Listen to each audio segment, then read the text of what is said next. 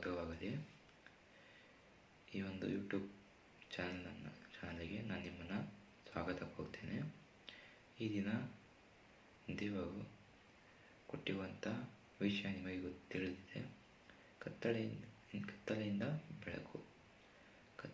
ಬೆಳಕು ಈ ವಿಷಯದ ಕುರಿತಾಗಿ ದೇವರು ಯಾವ ವಾಕ್ಯವನ್ನು ಕೊಟ್ಟಿದ್ದಾರೆ ಅಂತ ನೀವು ಉತ್ಸಾಹದಲ್ಲಿದ್ದೀರಾ? ನೋಡಿ, ಯೋಬನು 3ನೇ ಅಧ್ಯಾಯ 20ನೇ ವಾಕ್ಯ ಓದುವ. ಕಷ್ಟದಲ್ಲಿರುವವನಿಗೆ ಬೆಳಕನ್ನು, ಮನನೊಂದವರಿಗೆ ಜೀವವನ್ನು ಕೊಡುವುದೇಕೆ? ಹಾಗೆ 23ನೇ ವಾಕ್ಯ ಓದ್ತೇನೆ ನೋಡಿ. ದೇವರು ಒಬ್ಬನ ಸುತ್ತಲೂ ಬೇಲಿ ಹಾಕಿ ದಾರಿ ಕಟ್ಟಿದ ಮೇಲೆ ಅವನಿಗೆ ಏಕೆ ಬೆಳಕನ್ನು ಕೊಡುತ್ತಾನೆ?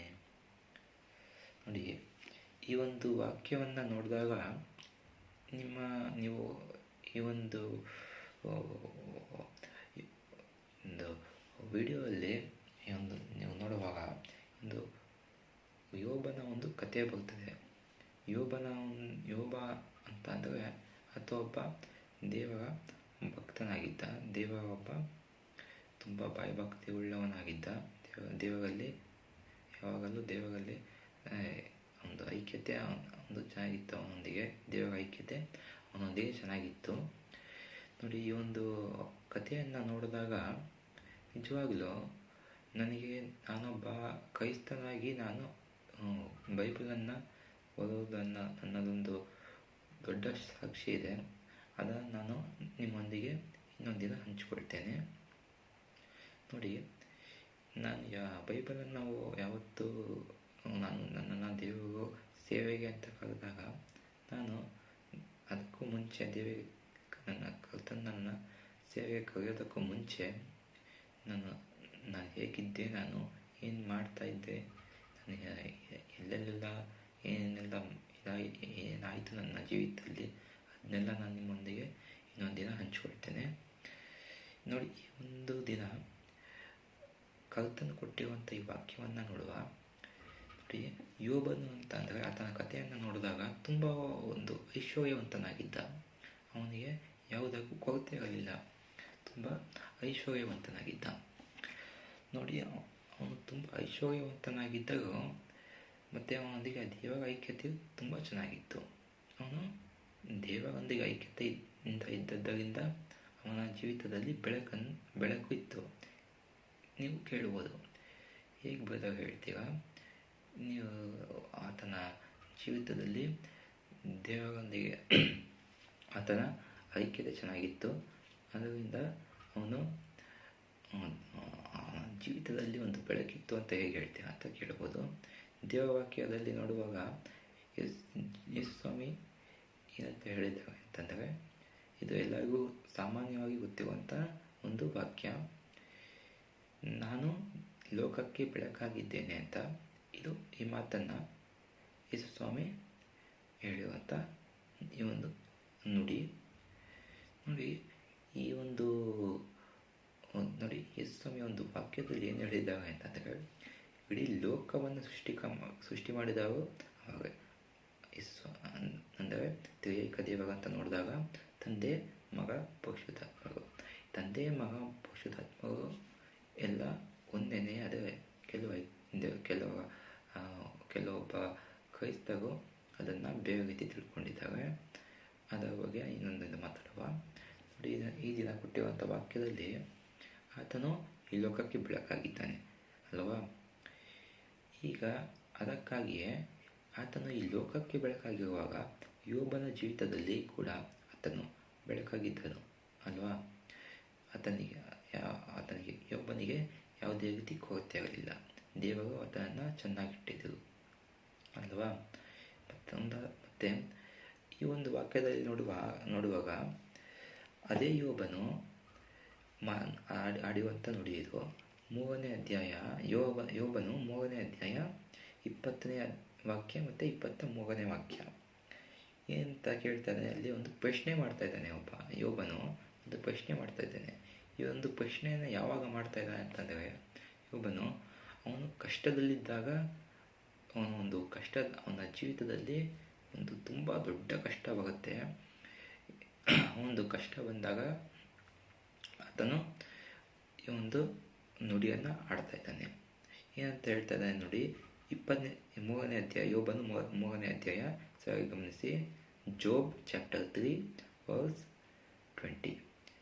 ಇದರಲ್ಲಿ ನೋಡುವಾಗ 20 ಮತ್ತು 23 ನೋಡಿ, ಓದ್ತೇನೆ. ಕಷ್ಟದಲ್ಲಿರುವವನಿಗೆ ಬೆಳಕನ್ನು, ಮನನೊಂದವರಿಗೆ ಜೀವವನ್ನು ಕೊಡುವುದೇಕೆ? ನೋಡಿ, ಸರಿಯಾಗಿ ಗಮನಿಸಿ. ನೀವು ನೋಡಿ, ನಮ್ಮ ಒಂದು ಐಕ್ಯತೆ ದೇವರೊಂದಿಗೆ ಯಾವಾಗ ಹೆಚ್ಚಲ್ಪಡುವಂತಂದರೆ ನಾವು ಯಾವಾಗ ದೇವರ ವಾಕ್ಯವನ್ನು ಕೇಳ್ತೇವೆ ಮತ್ತು ದೇವರ ವಾಕ್ಯವನ್ನು ಧ್ಯಾನ ಮಾಡ್ತೇವೆ, ಆವಾಗ ನಮ್ಮ ಒಂದು ಐಕ್ಯತೆ ದೇವರೊಂದಿಗೆ ಚೆನ್ನಾಗಿರ್ತದೆ. ಇಲ್ಲಿ 20ನೇ ವಾಕ್ಯದಲ್ಲಿ ಆತನು ಕೇಳ್ತಾ ಇರೋದೇನಂತಂದರೆ, ಕಷ್ಟದಲ್ಲಿರುವವನಿಗೆ ಬೆಳಕನ್ನು ಮತ್ತು ಮನನೊಂದವನಿಗೆ ಏನನ್ನು, ಜೀವವನ್ನು ಕೊಡುವುದೇಕೆ? ಏನಿಗೆ ಕೊಡ್ತೀಯಪ್ಪ? ಆತನು ಒಂದು ಪ್ರಶ್ನೆಯನ್ನು, ಅಂದರೆ ಆತನು ಒಂದು ಕಷ್ಟದಲ್ಲಿರುವಾಗ ದೇವರಿಗೆ ಮಾಡ್ತಾ ಇರುವಂಥ ಪ್ರಶ್ನೆ, ಯಾಕೆ ಕೊಡೋದು ನೀನು ಅಂತ ಆತನು ಒಂದು ಪ್ರಶ್ನೆ ಮಾಡ್ತಾ ಇದ್ದಾನೆ. ಮತ್ತು ಇನ್ನೊಂದು 23ನೇ ವಾಕ್ಯಕ್ಕೆ ಹೋದಾಗ, ದೇವರು ಒಬ್ಬನ ಸುತ್ತಲೂ ಬೇಲಿ ಹಾಕಿ ದಾರಿ ಕಟ್ಟಿದ ಮೇಲೆ ಅವನಿಗೆ ಏಕೆ ಬೆಳಕನ್ನು ಕೊಡುತ್ತಾನೆ? ನೋಡಿ, ಎಷ್ಟು ಚೆನ್ನಾಗಿದೆ ಅಂತಂದರೆ ಈ ವಾಕ್ಯ. ನೋಡಿ, ಒಂದು ವಾಕ್ಯದಲ್ಲಿ ಇನ್ನು ಮುಂದೆ ಇದು ಸಂದೇಶ ಇದೆ ನೋಡಿ. ನೀವು ಈ ಒಂದು ವಿಡಿಯೋ ನೋಡುವಾಗ ಇದೊಂದು ನನ್ನಿಂದ ಒಂದು ರಿಕ್ವೆಸ್ಟ್, ದಯವಿಟ್ಟು ಯಾರು ಸ್ಕಿಪ್ ಮಾಡಬೇಡಿ, ಮತ್ತು ಯಾರು ಮಧ್ಯದಲ್ಲೇ ಈ ಒಂದು ವಿಡಿಯೋನ ಒಂದು ಬಿಟ್ಟು ನೋಡಬೇಡಿ, ಅಥವಾ ಮಧ್ಯದಲ್ಲೇ ವಿಡಿಯೋನ ಬಿಟ್ಟು ಹೋಗಬೇಡಿ. ದಯವಿಟ್ಟು ಕೊನೆವರೆಗೂ ನೋಡಿ ಪ್ಲೀಸ್. ಇದೊಂದು ರಿಕ್ವೆಸ್ಟ್, ಹಂಬಲ್ ರಿಕ್ವೆಸ್ಟ್ ಅಂತ ಅಂದ್ಕೊಳ್ಳಿ, ಆಯಿತಾ? ಇಲ್ಲಿ ಆತನ ಕಷ್ಟದಲ್ಲಿರುವಾಗ ಆತನ ಸ್ಥಿತಿ ಹೆಂಗಿರುತ್ತೆ ಅಂತಂದರೆ, ಯೋಬನ ಸ್ಥಿತಿ 3 ಥರ ಒಂದು ಸ್ಥಿತಿ ಬರ್ತದೆ ಅವನ ಜೀವಿತದಲ್ಲಿ. ಇಡೀ ಜೀವಿತದಲ್ಲಿ ಅವನು 3 ಥರದ ಒಂದು ಸ್ಥಿತಿಯನ್ನು ನೋಡ್ತಾನೆ. ಆತನು ಇದ್ದಂಥ ಮೊದಲನೇ ಸ್ಥಿತಿ ಬಂದು ತುಂಬ ಐಶ್ವರ್ಯವಂತನಾಗಿದ್ದ. ಆತನಿಗೆ ಯಾವುದೇ ರೀತಿ ಕೊರತೆ ಇರಲಿಲ್ಲ. 10 ಜನ ಮಕ್ಕಳಿದ್ದರು. 10 ಜನ ಮಕ್ಕಳಲ್ಲಿ ನೀವು ಆ ಒಂದು ಯೋಬನ ಒಂದು ಬುಕ್ಕನ್ನು, ಇದನ್ನು ಒಂದು ಚಾಪ್ಟರ್ಗಳನ್ನು ಓದಿದಾಗ ನಿಮಗೆ ಗೊತ್ತಾಗುತ್ತೆ. ಅವನು ಆ 10 ಮಕ್ಕಳಲ್ಲಿ 7 ಗಂಡು ಮಕ್ಕಳು, 3 ಹೆಣ್ಣು ಮಕ್ಕಳಿದ್ದರು. ಆತನು ಏನು ಮಾಡ್ತಾನೆ ನೋಡಿ, ಸರಿಯಾಗಿ ಗಮನಿಸಿ. ಎಲ್ಲವೂ ಇತ್ತು ಆತನ ಹತ್ರ. ಕತ್ತೆಗಳು, ಎಲ್ಲ ಇದ್ದದ್ದೆಲ್ಲ ಸಾವಿರ ಲೆಕ್ಕದಲ್ಲೇ ಇತ್ತು. ತುಂಬ ಐಶ್ವರ್ಯವಂತನಾಗಿದ್ದ. ಅದೊಂದು ಚೆನ್ನಾಗಿದ್ದ ಅವನು, ಮತ್ತು ದೇವರಲ್ಲಿ ದೃಢವಾಗಿದ್ದ. ಅವನ ಹತ್ರ ಅಷ್ಟು ಐಶ್ವರ್ಯ ಇದ್ದವನು. ಅವನಲ್ಲಿ ಯಾವುದೇ ರೀತಿ ಕೆಟ್ಟ ಸ್ವಭಾವ ಆಗಲಿ, ವಾಕ್ಯಕ್ಕೆ ವಿರುದ್ಧವಾದಂಥ ಸ್ವಭಾವ ಆಗಲಿ, ಅಥವಾ ಒಂದು ಗರ್ವತನವಾಗಲಿ, ಇವೆಲ್ಲ ಯಾವುದೂ ಇರಲಿಲ್ಲ. ಹೊರತು ಅವನು ದೇವರಲ್ಲಿ ಚೆನ್ನಾಗಿ ಇದ್ದ. ಮತ್ತು ಈ ಒಂದು ಕಷ್ಟ ಇದು ಬಂದು ನಾನು ಹೇಳಿದ್ದು ಮೊದಲನೆಯ ಸ್ಥಿತಿ, ಯೋಬನ ಮೊದಲನೆಯ ಸ್ಥಿತಿ. 2ನೇ ಸ್ಥಿತಿಯ ಬಂದು ಇದು ಆತನ ಜೀವಿತದ ಟರ್ನಿಂಗ್ ಪಾಯಿಂಟ್. ಇದು ಆತನ ಜೀವಿತದಲ್ಲಿ ಬಂದಂಥ 2ನೇ ಸ್ಥಿತಿ ಬಂದು ಅವನ ಜೀವಿತವನ್ನು ಕಂಪ್ಲೀಟಾಗಿ ಟರ್ನ್ ಮಾಡಿದಂಥ ಒಂದು ಸ್ಥಿತಿ. ಏನಂತಂದರೆ, ಆತನನ್ನು ದೇವರು ಪರೀಕ್ಷಿಸ್ತಾರೆ. ಯಾಕಂದರೆ ಆತನು ದೇವರಲ್ಲಿ ತುಂಬ ದೃಢವಾಗಿದ್ದರಿಂದ ದೇವರು ಆತನನ್ನು ಪರೀಕ್ಷಿಸ್ತಾರೆ. ದೇವರು ಯಾವಾಗ ನಮ್ಮನ್ನು ಪರೀಕ್ಷಿಸೋದು ಅಂತಂದರೆ, ನಾವು ಯಾವಾಗ ದೇವರಲ್ಲಿ ತುಂಬ ದೃಢವಾಗಿ ನಂಬಿಕೆಯಿಂದ ಇರ್ತೇವೋ ಆವಾಗ ದೇವರು ನಮ್ಮನ್ನು ಪರೀಕ್ಷಿಸ್ತಾರೆ. ನಾವೇನೇ ಅದಕ್ಕೆ ಆತನನ್ನು ಪರೀಕ್ಷಿಸೋದು ಹೇಗೆ ಅಂತಂದರೆ, ಆತನಿಗೆ ಎಲ್ಲ ಥರ ಕಷ್ಟಗಳನ್ನು ಕೊಡ್ತಾನೆ.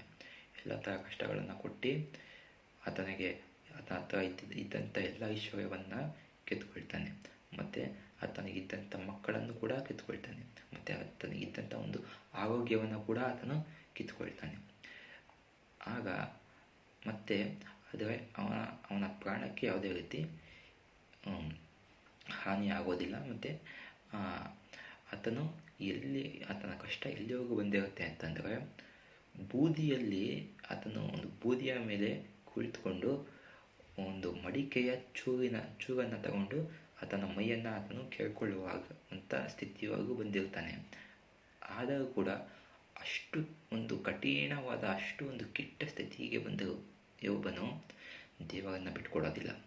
ದೇವರಲ್ಲಿ ತುಂಬ ದೃಢವಾಗಿರುತ್ತಾನೆ. ಇದು ಆತನ ಜೀವಿತದಲ್ಲಿ.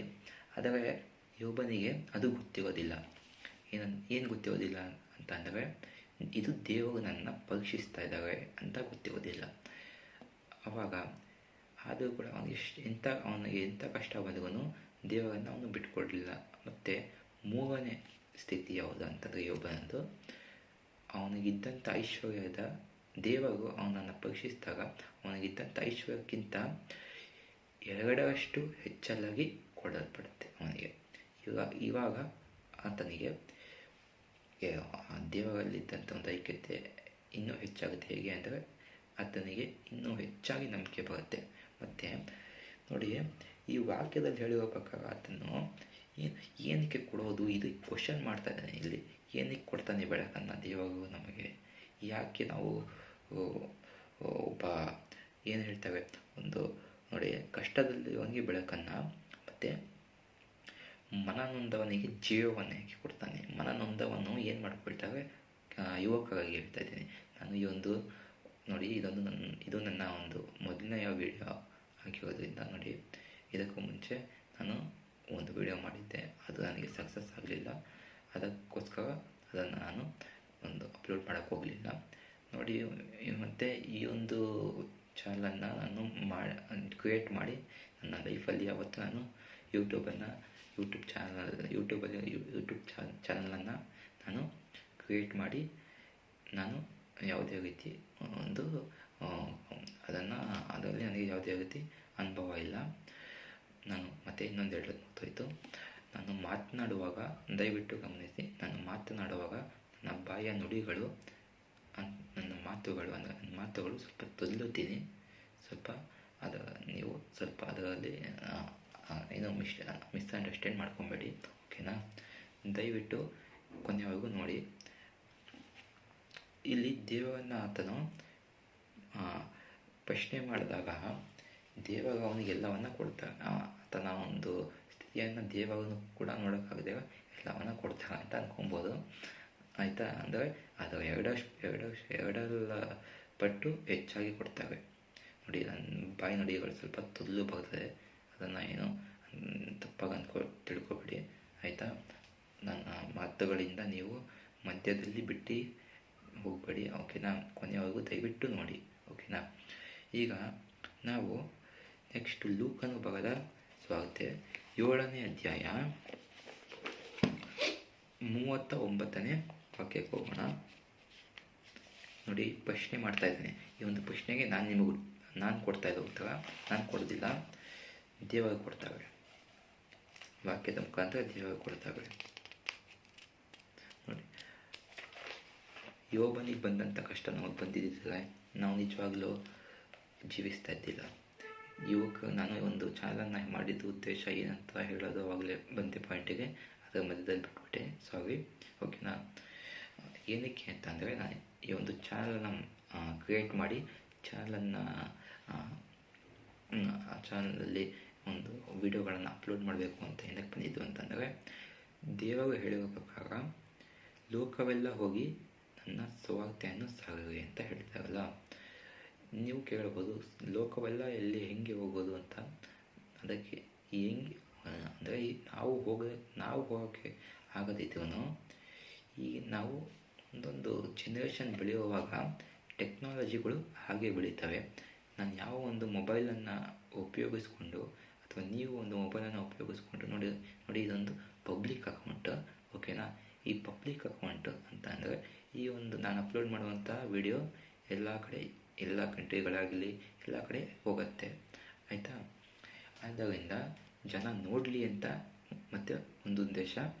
ಇನ್ನೊಂದು ಎರಡನೇ ಉದ್ದೇಶ ಏನಂತಂದರೆ ಯವನಸ್ಥರು ಅಂತಂದರೆ ಯಾವ ಯವನಸ್ಥರು ಅಂತಂದರೆ ಎಲ್ಲರೂ ಅಲ್ಲ, ದಾರಿ ತಪ್ಪಿರುವಂಥ ಯವನಸ್ಥರು, ಅಂದರೆ ಕೆಟ್ಟ ಸೈತಾನ ಬಲೆಗೆ ಬಿದ್ದು ದಾರಿ ತಪ್ಪಿರುವಂಥ ಯವನಸ್ಥರು ದೇವರ ದಾರಿಗೆ ಬರಲಿ ಅಂತ ನಾನು ಈ ಒಂದು ಹೊಸ ಯೂಟ್ಯೂಬ್ ಚಾನಲನ್ನು ಮಾಡಿದೆ, ಓಕೆನಾ. ಅವರು ಕೂಡ ಈ ಒಂದು ವಾಕ್ಯವನ್ನು ನೋಡಲಿ ಅಂತ ಮಾಡಿದ್ದು, ಆಯ್ತು. ನೋಡಿ ಕೇಳಿ ದೇವರಲ್ಲಿ ಬೆಳೆಯಲಿ ಅಂತ ಮಾಡಿದ್ದು, ಓಕೆನಾ, ಕ್ರಿಯೇಟ್ ಮಾಡಿದ್ದು.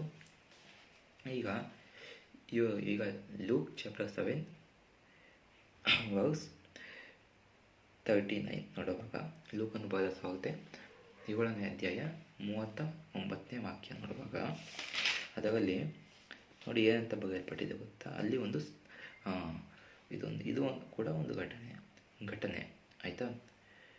ಆದರೆ ಆತನನ್ನು ಊಟಕ್ಕೆ ಕರೆದ ಫರಿಸಾಯನು ಇದನ್ನು ಕಂಡು, ಇವಳು ದುರಾಚಾರಿ, ಇವನು ಪ್ರವಾದಿಯಾಗಿದ್ದರೆ ತನ್ನನ್ನು ಮುಟ್ಟಿದ ಈ ಹೆಂಗಸು ಇಂಥವಳೆಂದು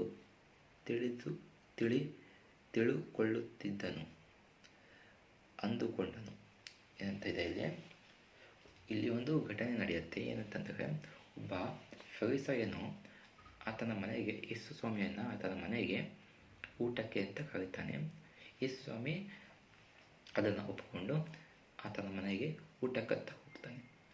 ಊಟಕ್ಕೆ ಹೋಗುವಾಗ ಒಬ್ಬ ಹೆಂಗಸು ಅಂದರೆ ಒಂದು ಹೆಂಗಸು ಎಂಥ ಹೆಂಗಸು ಅಂತಂದರೆ ದುರಾಚಾರಿ ಅಂತ. ದುರಾಚಾರಿ ಅನ್ನೋ ಪದದ ಅರ್ಥ ಕೆಲವು ಗೊತ್ತಿರೋದಿಲ್ಲ, ಅದರಿಂದ ಹೇಳ್ತಾ ಇದ್ದೀನಿ. ದುರಾಚಾರಿ ಅಂತ ಅಂದರೆ ಎಲ್ಲ ಥರದ ಕೆಟ್ಟ ಕೆಲಸಗಳನ್ನು ಮಾಡುವಂಥ ವ್ಯಕ್ತಿ, ಆಯಿತಾ. ಎಲ್ಲ ಥರದ ವ್ಯಭಿಚಾರಿ ಅಂತಲೇ ಅಲ್ಲ, ಕುಡಿತ ಅಂತಲೇ ಅಲ್ಲ, ಎಲ್ಲ ಥರದ ಕೆಟ್ಟ ಕೆಲಸಗಳನ್ನು, ದೇವವಾಕ್ಯಕ್ಕೆ ವಿರುದ್ಧವಾದ ಕೆಲಸಗಳನ್ನು ಮಾಡುವಂಥ ಒಂದು ವ್ಯಕ್ತಿಯನ್ನು ದುರಾಚಾರಿ ಅಂತ ಹೇಳ್ತಾರೆ. ಅವಳು ಬಂದು ಆ ಒಂದು ಸ್ತ್ರೀ ಬಂದು ಯೇಸುಸ್ವಾಮಿಯ ಪಾದಗಳನ್ನು ಹಿಡಿತಾಳೆ. ಆಗ ಈ ಒಬ್ಬ ಫರಿಸಾಯನು ಯಾರು ಊಟಕ್ಕೆ ಕರೆದಿರ್ತಾನಲ್ಲ, ಆತನು ಏನು ಮಾಡ್ತಾನೆ, ಅದನ್ನು ಕಂಡು ಈತನು ನಿಜವಾಗಲೂ ಆತನಿಗೆ ಒಂದು ಡೌಟ್ ಹುಟ್ಟತ್ತೆ. ಆತನ ಮನಸ್ಸಲ್ಲಿ ಒಂದು ಡೌಟ್ ಹುಟ್ಟತ್ತೆ. ಹೇಗೆ? ಫರಿಸಾಯನಿಗೆ ಏನಂತ, ಈತನು ನಿಜವಾಗಲೂ ಒಬ್ಬ ಪ್ರವಾದಿಯ ಅಂತ. ಆದರೆ ಅವನು ಅದನ್ನು ಯಾರ ಹತ್ರನೂ ಹೇಳ್ಕೊಳ್ಳಲ್ಲ, ಹೊರತು ಅವನು ಅದನ್ನು ಅವನೇ ಅಂದ್ಕೊಳ್ತಾನೆ, ಮನಸ್ಸಿನಲ್ಲಿ ಅಂದ್ಕೊಳ್ತಾನೆ, ಆಯಿತಾ. ಈಗ ಯೇಸು ಸ್ವಾಮಿಗೆ ಅದು ಗೊತ್ತಾಗುತ್ತೆ. ಈಗ ನೋಡಿ, ಒಬ್ಬ ಏನಾಗಿದ್ದವನು, ಒಬ್ಬ ಫರಿಸಾಯನು, ಒಬ್ಬ ಸಾಮಾನ್ಯ ಮನುಷ್ಯ ಫರಿಸಾಯನು, ಅವನೇನು ಮಾಡ್ತಾನಂತ ನೋಡಿ ಯೇಸು ಸ್ವಾಮಿ ಮೇಲೆ ಅನುಮಾನ ಪಡ್ತಾನೆ. ಮತ್ತು ಮುಂದಿನ ವಾಕ್ಯ 44ನೇ ವಾಕ್ಯ, ಲೂಕನ ಬರೆದ ಸುವಾರ್ತೆ 7ನೇ ಅಧ್ಯಾಯ 44ನೇ ವಾಕ್ಯ ನೋಡುವಾಗ ಇದರಲ್ಲಿ ನೋಡಿ ಹಿಂಗೆ ನೋಡಿ, ಮಧ್ಯದಲ್ಲಿ ನಾನು ಮೊದಲು ಹೇಳಿದ್ದ ಒಂದು ವಾಕ್ಯಕ್ಕೂ ಇದಕ್ಕೂ ಸಂಬಂಧ ಇಲ್ಲ ಅಂತ ಅಂದ್ಕೊಳ್ಬೇಡಿ, ಅಂತ ಅಂದ್ಕೊಂಡು ಮಧ್ಯದಲ್ಲೇ ಬಿಟ್ಟು ಹೋಗ್ಬೇಡಿ ದಯವಿಟ್ಟು. ಇದೊಂದು ಹಂಬಲ್ ರಿಕ್ವೆಸ್ಟ್ ಅಂತ ಅಂದ್ಕೊಳ್ಳಿ, ಆಯಿತಾ. ಆ ಹೆಂಗಸಿನ ಕಡೆಗೆ 44ನೇ ವಾಕ್ಯ, ಲೂಕನ ಬರೆದ ಸುವಾರ್ತೆ 7ನೇ ಅಧ್ಯಾಯ 44ನೇ ವಾಕ್ಯ, ಲೂಕ್ ಚಾಪ್ಟರ್ 7 ವರ್ಸ್ 44. ಆ ಹೆಂಗಸಿನ ಕಡೆಗೆ ತಿರುಗಿಕೊಂಡು ಸೀಮೋನನಿಗೆ ಹೇಳಿದ್ದೇನೆಂದರೆ, ಈ ಹೆಂಗಸನ್ನು ನೋಡಿದ್ದೀಯಾ? ನಾನು ನಿನ್ನ ಮನೆಗೆ ಬಂದಾಗ ನೀನು ನನ್ನ ಕಾಲಿಗೆ ನೀರು ಕೊಡಲಿಲ್ಲ. ಇವಳಾದರೋ ನನ್ನ ಕಾಲುಗಳನ್ನು ಕಣ್ಣೀರಿನಿಂದ ತ್ಯಾವ ಮಾಡಿ ತನ್ನ ತಲೆ ಕೂದಲಿನಿಂದ ಒರೆಸಿದಳು. ನೋಡಿ 44 ಮತ್ತು ಇನ್ನೊಂದು 46ನೇ ವಾಕ್ಯ ಓದ್ತೀನಿ ನೋಡಿ, ಅದ್ರ ಜೊತೆಗೆ 44 ಮತ್ತು 46ನೇ ವಾಕ್ಯ. ನೀನು ನನ್ನ ತಲೆಗೆ ಎಣ್ಣೆ ಹಚ್ಚಲಿಲ್ಲ. ಇವಳಾದರೋ ಸುಗಂಧ ತೈಲವನ್ನು ಕಾಲಿಗೆ ಹಚ್ಚಿದಳು. ಯಾರು ಈ ಒಂದು ಯೇಸು ಸ್ವಾಮಿಗೆ ಈ ಒಂದು ಒಂದು ಒಂದು ಸೇವೆಯನ್ನು ಮಾಡೋದು, ಈ ಒಂದಿಷ್ಟು ಏನು ಮಾಡ್ತಾಳೆ, ಯೇಸು ಸ್ವಾಮಿಗೆ ಒಂದು ಸೇವೆಯನ್ನು ಮಾಡ್ತಾಳೆ. ಒಬ್ಬ ಸ್ತ್ರೀ, ಒಬ್ಬ ದುರಾಚಾರಿ ಸ್ತ್ರೀ ಬಂದು ಯೇಸು ಸ್ವಾಮಿ ಹತ್ರ ಕಣ್ಣೀರಿಟ್ಟು, ನೀವು ಒಂದು ಅಧ್ಯಯನ ಓದಿದಾಗ ನಿಮಗೆ ಗೊತ್ತಾಗುತ್ತೆ. ದುರಾಚಾರಿ ಸ್ತ್ರೀ ಏನಾಗಿದ್ಲವಳು, ದುರಾಚಾರ ಎಲ್ಲ ಕೆಟ್ಟ ಕೆಲಸಗಳನ್ನು ಮಾಡ್ತಿದ್ದಳು.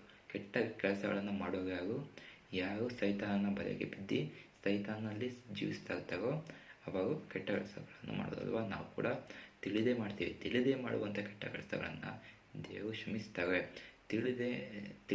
ತಿದ್ದು ಮಾಡಿದರೆ ದೇವರು ಅದನ್ನ ಕ್ಷಮಿಸೋದಿಲ್ಲ. ಓಕೆನಾ?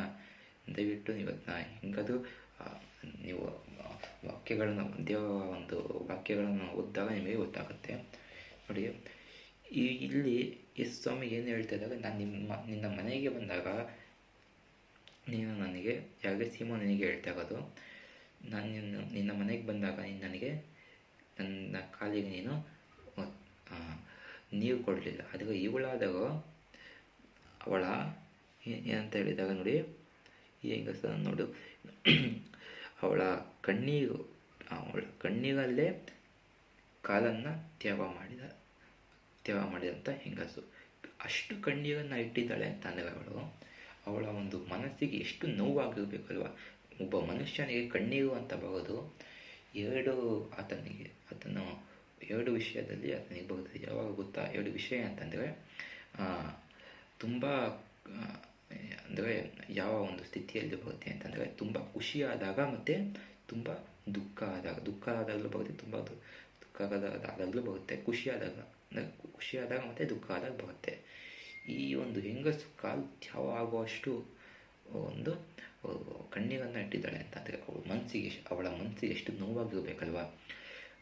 ಅವಳು ಮಾಡಿರುವಂಥ ಪಾಪಗಳನ್ನೆಲ್ಲ ಅವಳು ಕಣ್ಣೀರಿಟ್ಟು ಯೇಸು ಸ್ವಾಮಿ ಹತ್ರ ಒಪ್ಕೊಳ್ತಾ ಇದ್ದಾಳೆ. ಒಪ್ಕೊಂಡು ಏನು ಮಾಡ್ತಾ ಇದ್ದಾಳೆ, ಕಾಲನ್ನು ತ್ಯಾಗ ಮಾಡಿ ಕಾಲಿಗೆ ತೈಲವನ್ನು, ಅಂದರೆ ಸುಗಂಧ ತೈಲವನ್ನು ಹಚ್ಚಿ ಆಕೆ ಯೇಸು ಸ್ವಾಮಿ ಹತ್ರ ಅವಳು ಮಾಡಿರುವಂಥ ಪಾಪಗಳನ್ನೆಲ್ಲ ಒಪ್ಕೊಳ್ತಾ ಇದ್ದಾಳೆ. ಮತ್ತು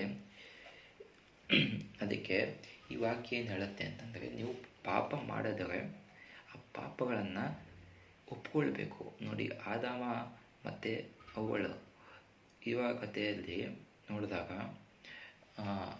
ಅವರು ಬರೋದಕ್ಕಿಂತ ಮುಂಚೆ ಸೈತಾನ ಅಂತ ಯಾರಿದ್ದಾನೆ, ಅವನೇನಾಗಿದ್ದ, ಅವನು ದೇವರಿಗೆ ತುಂಬ ಇಷ್ಟವಾದಂಥ ಒಬ್ಬ, ಅಂದರೆ ಮೆಚ್ಚುಗೆಯಾದಂಥ ಒಬ್ಬ ದೇವದೂತ ಆಗಿದ್ದ.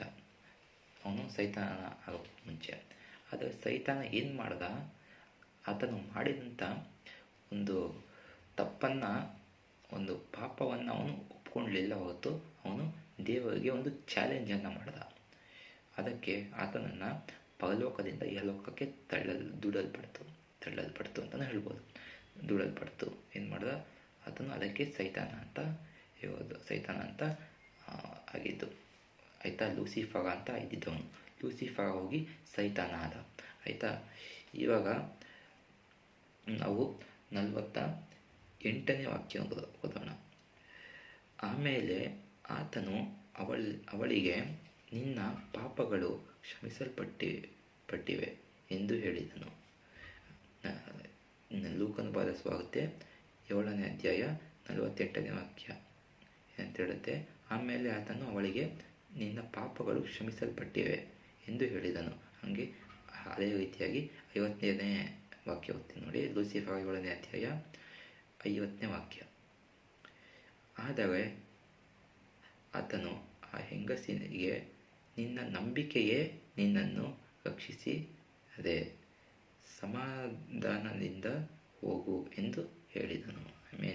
ನೋಡಿ, ಅವಳು ಒಂದು ಆದಂಥ ಒಂದು ಜೀವಿತದಲ್ಲಿ ಜೀವಿಸ್ತಾ ಇದ್ದಂಥ ಒಬ್ಬ ಹೆಂಗಸ. ಅವಳಿಗೆ ಆ ಒಂದು ಕ್ರಿಯೆಗಳನ್ನು ಮಾಡೋದಕ್ಕೆ ಅವಳಿಗೆ ಇಷ್ಟ ಇರಲಿಲ್ಲ. ಆದರೆ ಸೈತಾನ ಅವಳಿಗೆ ಮಾಡಿಸ್ತಾ ಇದ್ದ. ಆದ್ದರಿಂದ ಅವಳಿಗೆ ಹೇಗಾಗಿತ್ತು ಅಂತಂದರೆ, ಈ ಕಡೆ ಅವಳು ಅದನ್ನು ಮಾಡದೇ ಇರೋದಕ್ಕೂ ಆಗೋದಿಲ್ಲ, ಈ ಕಡೆ ಮಾಡೋದಕ್ಕೂ ಆಗೋದಿಲ್ಲ, ಆ ಥರ ಒಂದು ಸ್ಥಿತಿಯಲ್ಲಿದ್ದಳು.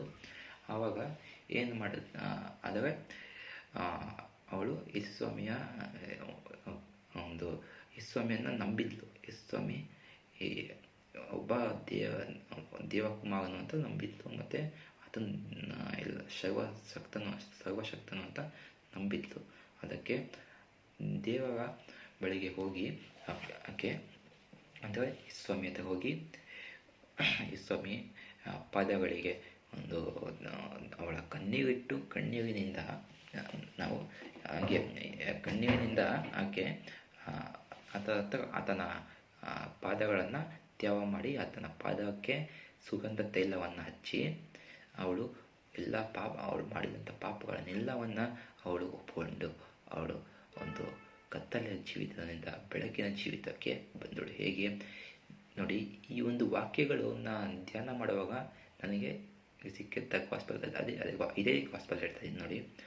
ಏನಂತಂದರೆ ನೋಡಿ, ನೀವು ವಾಕ್ಯವನ್ನು ಧ್ಯಾನ ಮಾಡುವಾಗ ಧ್ಯಾನ ಮಾಡಿ ವಾಕ್ಯವನ್ನು ನೋಡಿ, ಕೆಲವರು ವಾಕ್ಯವನ್ನು ಓದುತ್ತಾರೆ, ಕೆಲವರು ಧ್ಯಾನ ಮಾಡ್ತಾರೆ. ದೇವರ ವಾಕ್ಯವನ್ನು ಓದೋದೇ ಬೇರೆ, ದೇವರ ವಾಕ್ಯವನ್ನು ಧ್ಯಾನ ಮಾಡೋದೇ ಬೇರೆ. ದೇವರ ವಾಕ್ಯವನ್ನು ಓದಿದ್ರೆ ದೇವರಲ್ಲಿ ಆ ಒಂದು ವಾಕ್ಯ ಅಂದರೆ ಆ ಒಂದು ಗ್ರಂಥದಲ್ಲಿರುವಂಥ ಕಥೆಗಳು ನಮಗೆ ಗೊತ್ತಾಗ್ತದೆ, ಮತ್ತು ದೇವರು ಮಾಡಿದಂಥ ಅದ್ಭುತ ಕ್ರಿಯೆಗಳು ನಮಗೆ ಗೊತ್ತಾಗ್ತದೆ. ಅದೇ ಧ್ಯಾನ ಮಾಡಿದಾಗ ಅದರಲ್ಲಿರುವಂಥ ಒಂದು ಸುವಾರ್ತೆ, ಗಾಸ್ಪಲ್ ಅಂತ ಏನು ಹೇಳ್ತೀವಿ, ಅದು ಗೊತ್ತಾಗುತ್ತೆ ನೋಡಿ. ಈ ಒಂದು ಒಬ್ಬ ಇದರಲ್ಲಿ ಇಬ್ಬರು ಬರ್ತಾರೆ, ಯಾರು ಯೋಬನು ಒಬ್ಬ ಬರ್ತಾನೆ, ಮತ್ತು ಒಂದು ಪಾಪದ ಹೆಂಗಸು ಅಂತಲೂ ಇದೆ ಬೈಬಲಲ್ಲಿ. ಇದು BSI ಟ್ರಾನ್ಸ್ಲೇಷನ್ನ ನೋಡಿದ್ದು, ಓದಿದ್ದೀಗ ಆಯಿತಾ. ನೀವು ಯಾವುದ್ರಲ್ಲಿ ಬೇಕಾದರೂ ನೋಡ್ಬೋದು, ಸೇಮ್ ಬರುತ್ತೆ. ಅಂತಂದರೆ ಕೆಲವು ಪದಗಳು ಬೇರೆ ಬೇರೆ ಇರುತ್ತದೆ, ಆದರೆ ಅದರ ವಾಕ್ಯ ಮೀನಿಂಗ್ ಒಂದೇ ಇರುತ್ತೆ, ಅರ್ಥ ಒಂದೇ ಇರುತ್ತೆ. ಓಕೆನಾ. ಯೋಬನಿಗೆ ಎಷ್ಟು ಕಷ್ಟ ಬಂತು, ಆದರೂ ಕೂಡ ಅವನೇನು ಮಾಡ್ದ, ಅವನದು ಕಷ್ಟಗಳನ್ನ ನೋಡಲಿಲ್ಲ, ಹೊರತು ದೇವರ ಮೇಲೆ ಒಂದು ನಂಬಿಕೆಯನ್ನು ಇಟ್ಟಿದ್ದ. ಅದರಿಂದ ಒಂದು ನಂಬಿಕೆಯನ್ನು ಇಟ್ಟಿದ್ದರಿಂದ ಅವನು ಆ ಕಷ್ಟಗಳನ್ನು ನೋಡದೆ ಅದನ್ನು ಮುಂದೆ ಸಾಗ್ದ. ಆಗ ಅವನ ಹತ್ರ ಇದ್ದಂಥ ಅವನು ಅಷ್ಟು ಐಶ್ವರ್ಯವಂತನಾಗಿದ್ದರೂ ಕೂಡ ಅವನು ಯಾವುದೇ ರೀತಿ ಗರ್ವತನವಾಗಲಿ, ಯಾವುದೇ ರೀತಿ ಒಂದು ಅಹಂಕಾರದ ಒಂದು ಸ್ವಭಾವವನ್ನು ತೋರಿಸಲಿಲ್ಲ. ಆದ್ದರಿಂದ ದೇವರಿಗೆ ಆತನು ತುಂಬ ಮೆಚ್ಚುಗೆಯಾಗಿದ್ದ. ಆದ್ದರಿಂದ ಅವನು ಐಶ್ವರ್ಯವಂತನಾಗಿದ್ದಾಗಲೂ ಅವನು ಯಾವುದೇ ರೀತಿ ಗರ್ವತನವನ್ನು ತೋರಿಸಲಿಲ್ಲ, ದುರಹಂಕಾರದ ಸ್ವಭಾವವನ್ನು ತೋರಿಸಲಿಲ್ಲ.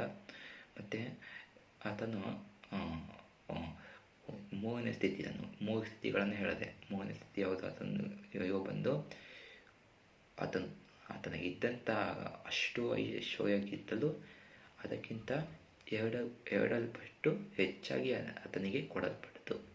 ನಮ್ಮನ್ನು ಕೂಡ ಈಗ ದೇವರು ಹಾಗೆ ಪರೀಕ್ಷಿಸಿದಾಗ, ಈ ಒಂದು ವಾಕ್ಯಗಳನ್ನು ನಾನು ಧ್ಯಾನ ಮಾಡಿದಾಗ ನನಗೆ 2 ಥರ ಗಾಸ್ಪಲ್ ಸಿಕ್ತು. ಆದರೆ ಅದಕ್ಕೆ ನಾನು ಒಂದು ಟಾಪಿಕ್ ಅಂತ ತಗೊಂಡಿದ್ದು ಕತ್ತಲೆಯಿಂದ ಬೆಳಕು ಅಂತ. ಯಾಕೆ ಅಂತಂದರೆ, ಯೋಬನಿಗೆ ಅವನು ಮೊದಲನೇ ಅವನು ಈ ಸ್ಥಿತಿಯಲ್ಲೇ ಆತನು ಐಶ್ವರ್ಯವಂತನಾಗಿದ್ದ. ಮೊದಲೇನೆ ಅವನು ಐಶ್ವರ್ಯವಂತನು. ಯೋಬನಿಗೆ ನೀವು ಒಂದು ಕಥೆಯನ್ನು, ಯೋಬನ ಕಥೆಯನ್ನು ಧ್ಯಾನ ಮಾಡಿದಾಗ ನಿಮಗೆ ಗೊತ್ತಾಗುತ್ತೆ, ಅಂದರೆ ವಾಕ್ಯ ಓದಿದಾಗ ಗೊತ್ತಾಗುತ್ತೆ. ಆತನ ಹೆಂಡತಿ ಕೂಡ ಬಂದು ಯೋಬನಿಗೆ, ಅಂದರೆ ಸೈತಾನ ಆತನ ಹೆಂಡತಿ ಈ ಮುಖಾಂತರನೂ ಕೂಡ ಬಂದು ದೇವರ ಒಂದಿಗೆ ಐಕ್ಯತೆಯನ್ನು ಮುಗಿಯೋದಕ್ಕೆ ನೋಡ್ತಾನೆ. ಆದರೆ ಯೋಬನು ಬಿಟ್ಟುಕೊಡೋದಿಲ್ಲ ದೇವರನ್ನ. ಆದರೆ ಎರಡನೇ ಸ್ಥಿತಿಯಲ್ಲಿ ನೋಡಿದಾಗ ಏನಾಗತ್ತೆ, ಅವನು ಒಂದು ಬೂದಿಯ ಮೇಲೆ ಕೂತ್ಕೊಳ್ತಾನೆ.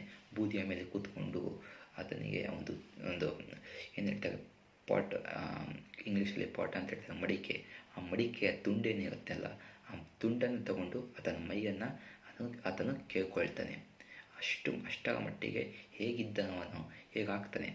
ಆಮೇಲೆ ದೇವರು ಒಂದು ಟೆಸ್ಟ್ ಮಾಡಿ ನೋಡಿದಾಗ ದೇವರಿಗೆ ಗೊತ್ತಾಗುತ್ತೆ ಇದನ್ನು ನನ್ನನ್ನು ಬಿಟ್ಟು ಹೋಗೋದಿಲ್ಲ ಅಂತ ಗೊತ್ತಾಗುತ್ತೆ. ಆಮೇಲೆ ಏನಾಗುತ್ತೆ, ಮೂರನೇ ಸ್ಥಿತಿ ಅಥವಾ ಮೂರನೇ ಸ್ಥಿತಿಯಲ್ಲಿ ದೇವರು ಅವನಿಗೆ 2 ಪಟ್ಟು ಜಾಸ್ತಿಯನ್ನು ಕೊಡ್ತಾರೆ. ಓಕೆ, ಈಗ ಒಂದು ಹೆಂಗಸಿನದ್ದು ಒಂದು ಒಂದು ಒಂದು ಕಥೆ ನೋಡಿದಾಗ, ಅಂದರೆ ಆ ಒಂದು ವಾಕ್ಯಗಳನ್ನು ನೋಡಿದಾಗ, ಯೇಸು ಸ್ವಾಮಿ ಅಲ್ಲಿ ಹೋಗಿದ್ದು ಒಂದು ಇದೆ, ಒಂದು ವಿಷಯನೇ ಬೇರೆಯಾಗಿತ್ತು. ಅಲ್ಲಿ ಹೋಗಿದ್ದು ಯೇಸು ಸ್ವಾಮಿ ಏನಕ್ಕೆ ಹೋಗಿದ್ದು, ಒಂದು ಊಟಕ್ಕೆ ಹೋಗಿದ್ದು.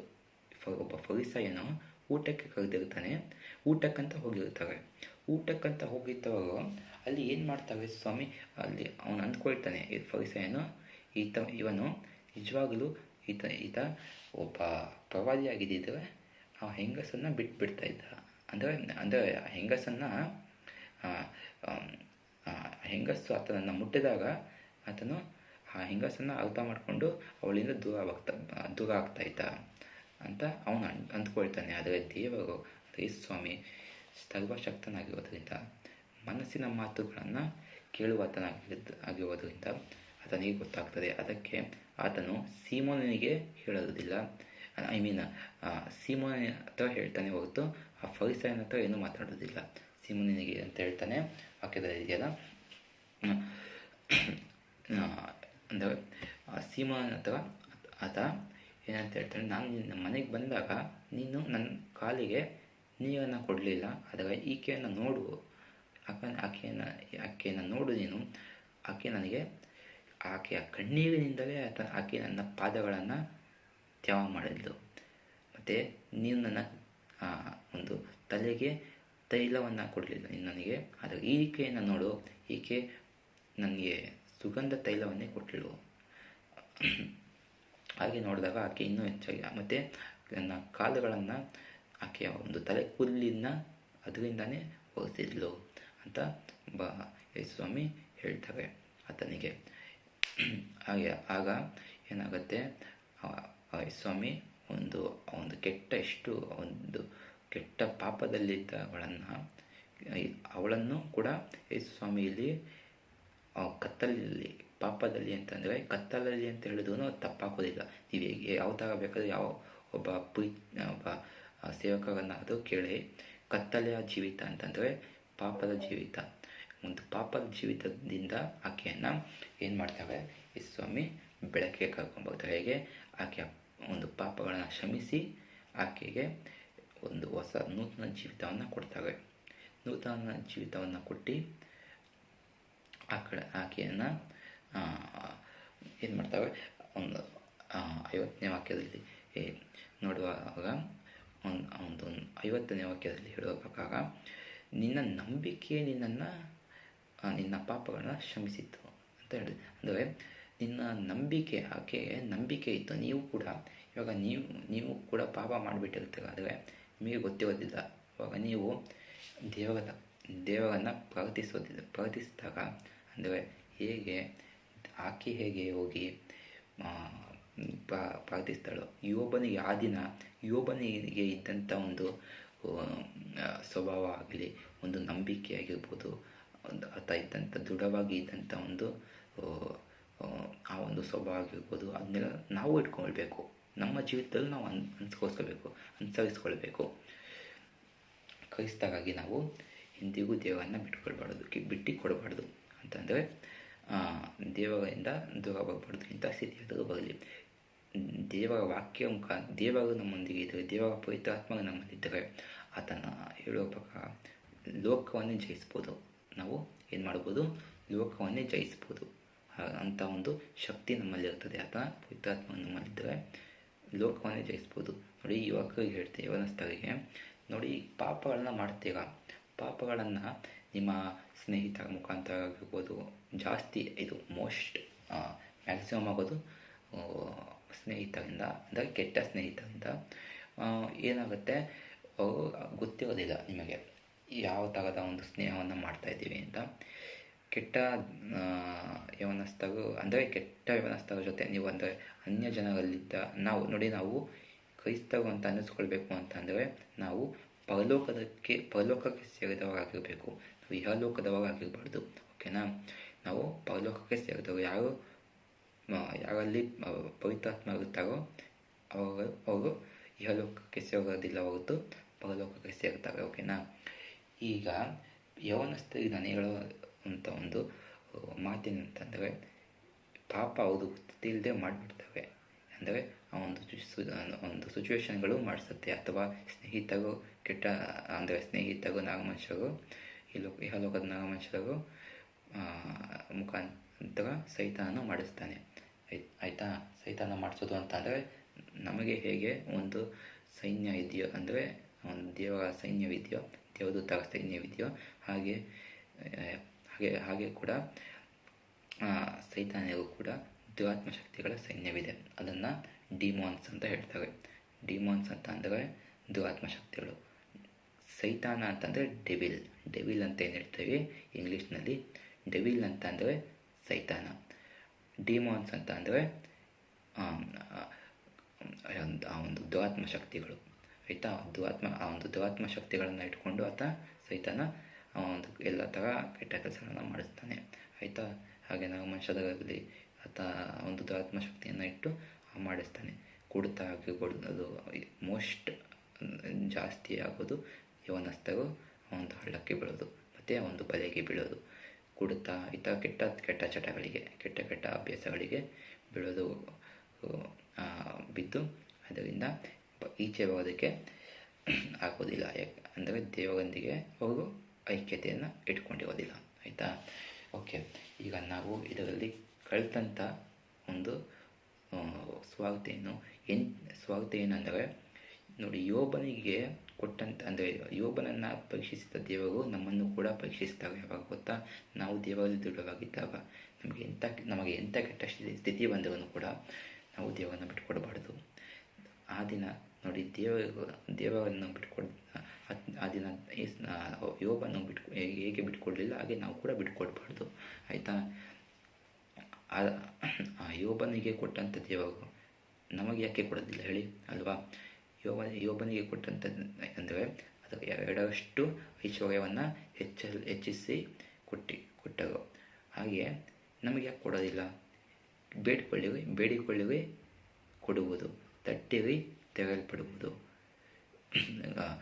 ಹುಡುಕಿರಿ ಸಿಗುವುದು ಅಂತ ದೇವರ ವಾಕ್ಯವೇ ಹೇಳ್ತೇನೆ. ನೋಡಿ, ನಾನು ಏನನ್ನು ಕಾಲ್ಪನಿಕವಾಗಿ ನಾನು ಹುಟ್ಟಿಸ್ಕೊಂಡಾಗಲಿ ಏನೂ ಮಾತನಾಡೋದಿಲ್ಲ ಹೊರತು ನಾನು ದೇವರ ವಾಕ್ಯದಲ್ಲೇನಿದೆ ಅದನ್ನ ಹೇಳ್ತೇನೆ. ಅದನ್ನ ಒಂದು ಸ್ವಾಗತೇನೆ, ನಾನು ಸಾಗ್ತೇನಲ್ವಾ, ಸ್ವಾಗತೇನೆ. ಓಕೆನಾ. ಅವನೇನೋ ಕಾಲ್ಪನಿಕವಾಗಿ ಮಾತಾಡ್ತಾ ಇದ್ದಾನೆ ಅಂತ ಅಂದ್ಕೊಳ್ಬೇಡಿ. ಓಕೆನಾ. ನಾನು ದೇವರಲ್ಲಿ ಇರೋದ್ರಿಂದ ನಾನು ಯಾವುದೇ ರೀತಿ ಒಂದು ಸುಳ್ಳು ಹೇಳೋದು ಅಥವಾ ಅಂಥ ಒಂದು ಕೆಟ್ಟ ಒಂದು ಸ್ವಭಾವವನ್ನು ನಾನು ಇಟ್ಕೊಂಡಿಲ್ಲ. ಓಕೆನಾ. ಯಾಕಂದರೆ ನಾನು ದೇವರ ಮಗನಾಗಿದ್ದೇನೆ. ದೇವರ ಮಕ್ಕಳು ದೇವರ ವಾಕ್ಯದಲ್ಲಿ ಹೇಳಿರೋ ಪ್ರಕಾರ ನಡ್ಕೊಳ್ಬೇಕು. ಇಲ್ಲಿ ದೇವರು ಆತನನ್ನು ಪರೀಕ್ಷಿಸಿ ಮತ್ತು ಯೋಬನನ್ನು ಪರೀಕ್ಷಿಸಿ ಆದಮೇಲೆ ದೇವರು ಆತನ ಬಿಡೋದಿಲ್ಲ, ನನ್ನನ್ನು ಅವನು ತುಂಬ ದೃಢವಾಗಿ ಇಟ್ಕೊಂಡಿದ್ದಾನೆ. ದೇವರಿಗೆ ಯಾವಾಗ ಗೊತ್ತಾಗುತ್ತೋ ಅವಾಗ ದೇವರು ಏನು ಮಾಡ್ತಾರೆ, ಆತನಿಗೆ ಅದಕ್ಕಿಂತ 2 ಪಟ್ಟು ಹೆಚ್ಚಾಗಿ ಕೊಡ್ತಾರೆ. ಯೋಬನಿಗೆ ಕೊಟ್ಟಂಥ ದೇವರು ನಮಗೆ ಯಾಕೆ ಕೊಡೋದಿಲ್ಲ? ಮತ್ತು ಈ ಒಂದು ಸ್ತ್ರೀಯ ಒಂದು ಕಥೆಯನ್ನು ನೋಡಿದಾಗ ಆ ಒಂದು ಸ್ತ್ರೀ ಏನು ಮಾಡ್ತಾಳೆ, ಶಿ ರಿಪೆಂಟ್ಸ್ ಅಂತ ಹೇಳ್ಬೋದು. ಏನು ಮಾಡ್ತಾಳೆ, ಅವಳು ಮಾಡಿದಂಥ ಪಾಪಗಳನ್ನು ಅವಳು ಒಪ್ಕೊಳ್ತಾಳೆ, ಕಣ್ಣಿಗಿಡ್ತಾಳೆ. ಮತ್ತು ಆ ಒಂದು ಕಣ್ಣಿಗಲ್ಲೇ ಅಂತ ಅಂದರೆ ಸೌಮ್ಯ ಒಂದು ಪಾದಗಳು ಏನಾಗುತ್ತೆ, ತ್ಯಾವ ಆಗುತ್ತಂತೆ. ಅಷ್ಟು ದುಃಖಪಟ್ಟಿರ್ತಾಳಲ್ವ, ಎಷ್ಟು ಮನಸ್ಸು ನೋವುತ್ತಲ್ವ. ಯೋಬನಿಗೆ ಬಂದಂಥ ಒಂದು ಸ್ಥಿತಿ ನಮಗೇನಾದರೂ ಬಂದಿದ್ದರೆ ಅವನಿಗೆ ಬಂದಂಥ ಒಂದೇ ಒಂದು ಸ್ಥಿತಿ ನಮಗೆ ಬಂದಿದ್ದು ನಾವು ನಿಜವಾಗಲೂ ಇರ್ತಾ ಇಲ್ಲ. ಯಾಕಂದರೆ ಅಷ್ಟು ಕಠಿಣವಾದ ಒಂದು ಸ್ಥಿತಿ ಅವನಿಗೆ ಬರುತ್ತೆ. ಒಬ್ಬ ಐಶ್ವರ್ಯವಂತನಿಗೆ 2ನೇ ಒಂದು ಸ್ಥಿತಿಯನ್ನು ಹೇಳಿದಾಗ ಅಷ್ಟು ಕೆಟ್ಟ ಸ್ಥಿತಿಯಲ್ಲಿರ್ತಾನೆ ಅವನು. ಅದು ಕೂಡ ದೇವರನ್ನು ಬಿಟ್ಟುಕೊಡೋದಿಲ್ಲ. ಆಮೇಲೆ ನಾವು ಕೂಡ ದೇವರನ್ನು ಬಿಟ್ಟುಕೊಡಬಾರ್ದು. ಆ ದಿನ ದೇವರು ಕ್ಷಮಿಸಿದಂಥ ಸ್ತ್ರೀಗೆ, ಆ ಒಂದು ಸ್ತ್ರೀಯನ್ನು ಕ್ಷಮಿಸಿದ್ರು, ಅವಳು ಕೂಡ ನಮ್ಮ ಹಾಗೇನೆ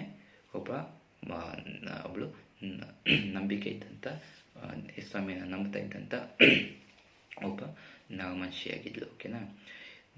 ಆ ಒಂದು ಸ್ತ್ರೀಯನ್ನು ಕ್ಷಮಿಸಲ್ಪಟ್ಟಿದ್ದಾರೆ. ಆದರೆ ನಮ್ಮನ್ನು ಯಾಕೆ ಕ್ಷಮಿಸೋದಿಲ್ಲ? ಅವಳನ್ನು ಕ್ಷಮಿಸಿದ್ದಾರೆ.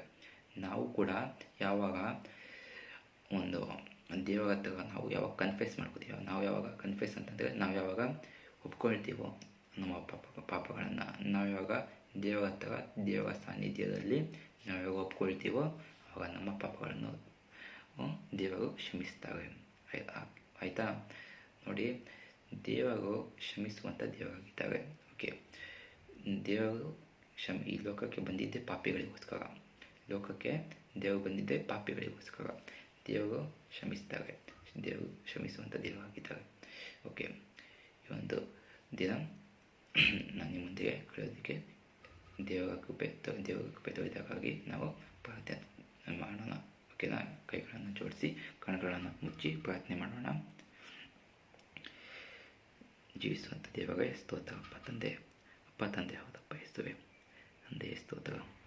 ಅಪ್ಪ ತಂದೆ, ಈ ಒಂದು ಮೊದಲನೆಯ ವಿಡಿಯೋ ಮಾಡಿದಾಗ ತಂದೆ ಯೇಸುವೆ, ಈ ಒಂದು ಕೃಪೆಯನ್ನು ಮಾಡುವುದಕ್ಕೆ ನೀವು ಕೃಪೆಯನ್ನು ತೋರಿದಕ್ಕೆ ಸ್ತೋತ್ರ ತಂದೆ.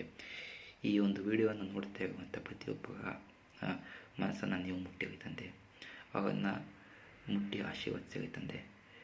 ಅವರಲ್ಲಿರುವಂಥ ಎಲ್ಲ ಕಷ್ಟಗಳನ್ನು ನೀವು ನೆರವೇರಿಸಿರಿ ತಂದೆ. ಆ ದಿನ ಯೋಬನಿಗೆ ಕೊಟ್ಟಂಥ ಅಂದರೆ ಇದ್ದಂಥ ಒಂದು ಸ್ಥಿತಿಯಲ್ಲಿ ಯಾರಾದರೂ ಅಂದರೆ ಯಾವ ಇಲ್ಲ ಅಂದರೆ ಯಾರಲ್ಲಿ ಅಷ್ಟು ಅಂದರೆ ಕಷ್ಟಗಳಿದೆಯೋ ಆ ಕಷ್ಟಗಳಿಂದ ನೀವು ದೂರ ಮಾಡಿರಿ. ಯಾವೆಲ್ಲ ನಿಮ್ಮ ಒಂದು ಹೆಸರಿನಲ್ಲಿ ಪ್ರಾರ್ಥನೆ ಮಾಡಿ ನಿಮ್ಮ ಹತ್ರ ಒಂದು ಪ್ರಾರ್ಥನೆಯನ್ನು ಮಾಡಿ ಆ ಒಂದು ತಪ್ಪುಗಳನ್ನು ಒಪ್ಕೊಳ್ತಾ ಇದ್ದಾವೆ ತಂದೆ ಯೇಸುವೆ, ಅವೆಲ್ಲರನ್ನ ಮುಟ್ಟಿ ಆ ಒಂದು ಪಾಪಗಳಿಂದ ಅವನ ಕ್ಷಮಿಸಿ ತಂದೆ ಯೇಸುವೆ. ಎಲ್ಲ ಯವನಸ್ಥರನ್ನು ಮುಟ್ಟಿ ಆಶೀರ್ವದಿಸಿರಿ. ಎಲ್ಲ ನಿಮ್ಮ ವಾಕ್ಯ ಹೇಳುವ ಪ್ರಕಾರ ತಂದೆ ಯೇಸುವೆ, ಮದ್ಯಪಾನ ಮಾಡಿ ಮತ್ತಾಗಬೇಡಿರಿ, ಪವಿತ್ರಾತ್ಮರಲ್ಲಿ ತುಂಬಿ ಆನಂದಿಸಿರಿ ಅಂತ ನಿಮ್ಮ ವಾಕ್ಯ ಹೇಳ್ತದಲ್ಲ ತಂದೆ ಯೇಸುವೆ. ಸ್ತೋತ್ರಪ್ಪ. ಎಲ್ಲರನ್ನು ನಿಮ್ಮ ಪವಿತ್ರಾತ್ಮರಲ್ಲಿ ತುಂಬಿಸಿರಿ ತಂದೆ. ಇವಾಗ ಒಂದು ವಿಡಿಯೋನ ನೋಡುವಂಥ ಜನರನ್ನು ನೀವು ಆಶೀರ್ವದಿಸಿರಿ. ಈ ಒಂದು ಚಾನಲನ್ನು ಆಶೀರ್ವದಿಸಿರಿ, ಮುಟ್ಟಿ ಇಲ್ಲಿ ಎಲ್ಲ ಪ್ರತಿಯೊಬ್ಬರು ಇಲ್ಲಿ ಒಂದು ವಾಕ್ಯವನ್ನು ಕೇಳ್ತಾ ಇರುವಂಥ ಒಂದೊಂದು ಕಿವಿಗಳನ್ನು ನೀವು ಆತ್ಮಿಕವಾದ ಕಿವಿಗಳನ್ನು ನೀವು ತೆರೆಯಿರಿ ತಂದೆ ಯೇಸುವೆ.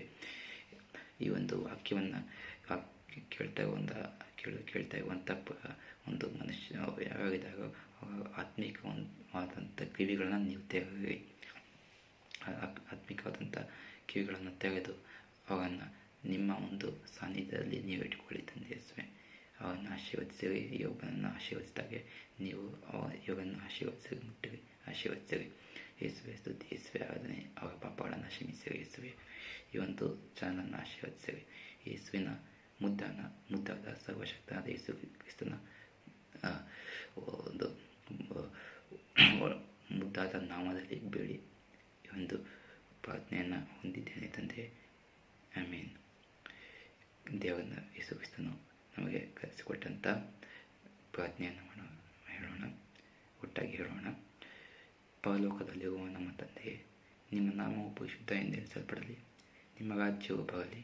ನಿಮ್ಮ ಚಿತ್ತವು ಪರಲೋಕದಲ್ಲಿ ನೆರವೇರುವ ಪ್ರಕಾರ ಭೂಲೋಕದಲ್ಲಿಯೂ ನೆರವೇರಲಿ.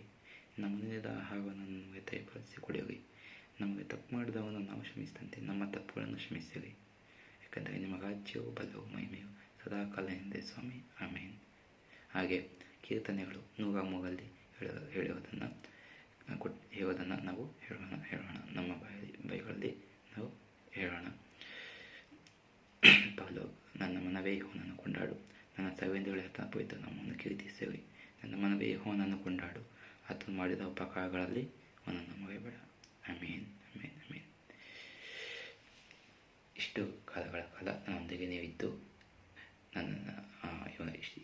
ಇಲ್ಲಿಯವರೆಗೂ ನನ್ನೊಂದಿಗೆ ನೀವು ತಾಳ್ಮೆಯಿಂದ ಇದ್ದು ಒಂದು ವಾಕ್ಯವನ್ನು ಕೇಳಿದಾಗ ನಿಮಗೆ ನಾನು ಧನ್ಯವಾದವನ್ನು ಹೇಳೋದಕ್ಕೆ ಬಯಸ್ತೇನೆ. ಈ ಒಂದು ವಿಡಿಯೋ ನಿಮಗೆ ಇಷ್ಟ ಆಗಿದ್ದರೆ ದಯವಿಟ್ಟು ಲೈಕ್ ಮಾಡಿ. ದೇವ ಸೇವೆಯನ್ನು ಮಾಡುವಾಗ ಪ್ರತಿಯೊಬ್ಬ ದೇವನ ನೀವು ಅರ್ಥ ಮಾಡ್ಕೊಳ್ಳಿ. ದೇವರ ಸೇವೆ ಮಾಡೋದು ಅಷ್ಟು ಸುಲಭವಾದಂಥ ಜೀವಿತ ಅಲ್ಲ. ಅದು ದೇವರ ಸೇವೆಗೆ ಬಹಳ ದೊಡ್ಡದಲ್ಲ. ದೇವರ ಸೇವೆಗೆ ಬಂದ ಮೇಲೆ ಪಡುವಂಥ ಕಷ್ಟಗಳು ಅಂಥದ್ದಿರುತ್ತೆ. ಆದರೆ ಒಂದು ಕಷ್ಟಗಳನ್ನೆಲ್ಲ ನಾವು ಫೇಸ್ ಮಾಡಬೇಕಾಗುತ್ತೆ. ಆಯಿತಾ? ದಯವಿಟ್ಟು ಈ ಒಂದು ವಿಡಿಯೋನ ನಿಮ್ಗೆ ಎಷ್ಟು ಜನರಿಗೆ ಆಗುತ್ತೆ ನಿಮಗೆ ಅಷ್ಟು ಜನರಿಗೆ ನೀವು ಶೇರ್ ಮಾಡಿ. ನಿಮಗೆ ನನ್ನಿಂದ ಆಗಿರುವಂಥ ಏನಾದರೂ ತಪ್ಪುಗಳು ನಿಮಗೆ ಇಂಥ ತಪ್ಪಾಗಿದೆ, ನಿಮ್ಮಿಂದ ಇಂಥ ಒಂದು ತಪ್ಪಾಗಿದೆ ಅಂತ ನಿಮಗೆ ಅನಿಸಿದರೆ ಒಂದು ತಪ್ಪನ್ನು ಕಮೆಂಟ್ ಬಾಕ್ಸಲ್ಲಿ ದಯವಿಟ್ಟು ಕಮೆಂಟ್ ಮಾಡಿ. ಯಾಕಂದರೆ ತಪ್ಪು ಗೊತ್ತಾದಾಗಲೇ ನಾವು ಅದನ್ನು ತಿದ್ದುಕೊಳ್ಳೋದಕ್ಕೆ ಆಗ್ಬೋದು ಅಲ್ವಾ? ನಮ್ಮ ತಪ್ಪು ನಮಗೆ ಗೊತ್ತಾಗಿಲ್ಲ ಅಂತಂದರೆ ಆ ಒಂದು ತಪ್ಪನ್ನು ನಾವು ಆಗೋದಿಲ್ಲ. ಓಕೆನಾ? ನಾನು ಮತ್ತೆ ಇನ್ನೊಂದು ವಿಷಯ ಹೇಳೋದಕ್ಕೆ ಇಷ್ಟಪಡ್ತೀನಿ.